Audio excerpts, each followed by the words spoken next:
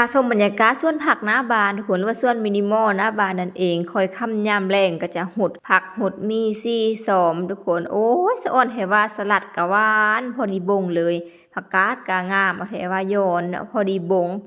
กะแจ๊กพี่แจ๊กน้องพากันไปบงทุกคนสลัดกะบักงามอันผักกาดอ่อนนี่นะซุปกระเซบแกงกระเซบลวกกระเซบสินะเป็นผักกาดอ่อนเนี่ยตัวนี้กับบงเนาะแยกแด่บงแด่แล้วก็ปะเป็นต้นอยู่อันน้อยให้แด่นะผักบัวก็งามยามหนาวทุกคนเป็นฤดูที่ปลูกผักที่สุดเลยเนาะสะอ่อนเอาแถวว่าใบผักบัวน่ะเลื่อยแล้วก็ค่ายทุกทิศอีกเนาะอาทิตย์ละ5 กิโลทุกคนกกใหญ่ๆตุยๆโลนึงเนี่ยน้อยๆต้นเลยทุกคนเขาเจ้ามักไล่แดเนาะเพราะว่ามันหวานดีเพิ่นว่ากกใหญ่กกตุยดี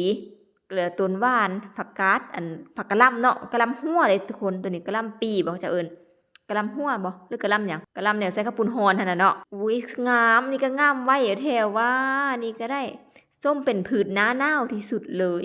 อย่างแต่บรอกโคลีแล้วก็กะหล่ำดอกหั่นน่ะเนาะผักบงก็หวานแต่ว่าอันช่วงนี้เกิดซาเป็นน้ำหนาวหลายบ่หรือแนวใดหลักๆช่วงนี้เขาจะเน้นเป็น2อย่างคือพืชครัวเรือนแล้วก็พืชหน้าหนาวทุกคนเนาะก็คือผักกะหล่ำบรอกโคลีนานาปะกันเป็นพืชหน้าหนาวที่มันงามยามหนาวเลยเนาะผักห่มผักบงมีหยังสินะแล้วก็จะเน้นเป็นพืชผักที่ปลูกแล้วได้กินตลอดไปเลยนั่นก็คือผักติดเหือนหรือผักครัวเรือนนั่นเองเนาะมีอีตู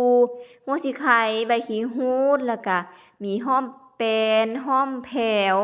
หอมลาบแล้วก็จะมีข้าวทองเนาะ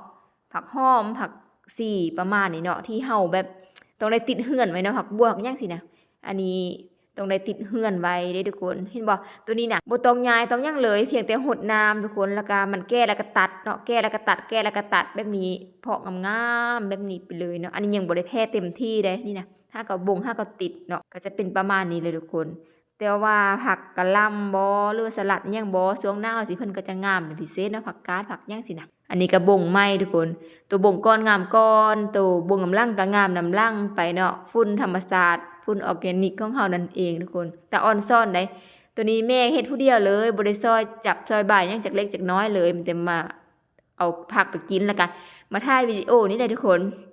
ออนซ่อนค่อยเฮ็ดแล้วเนาะท้าให้มันงามให้มันเต็มเพาะหั่นน่ะเนาะสิพากันเฮ็ดพันธุ์กินนั่นสินดาดพันธุ์หั่นน่ะเนาะโอ้ยสะอ่อนเอาแท้ว่าไผที่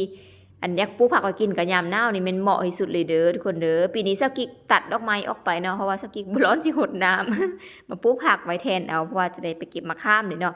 แล้วก็มักน้ำนี่ปลูกไว้แคมหัวเลยหน่วยแรงแหกมาหน่วย2หน่วย3ก็กำลังตามไปทุกคนปลูกกกเดียวเนาะคุ้มเดียวเห็นบ่ใส่หัวได้กินเลยบ่หกทุกคนเป็นตกแต่งไปในโตเลยเนาะเอาไผที่อยากปลูกก็ปลูกได้เลยเด้อทุกคนเด้อเนาะปลูกเลยมันหดน้ำน้อยปลูกน้อยมันหดน้ำหลายปลูกหลาย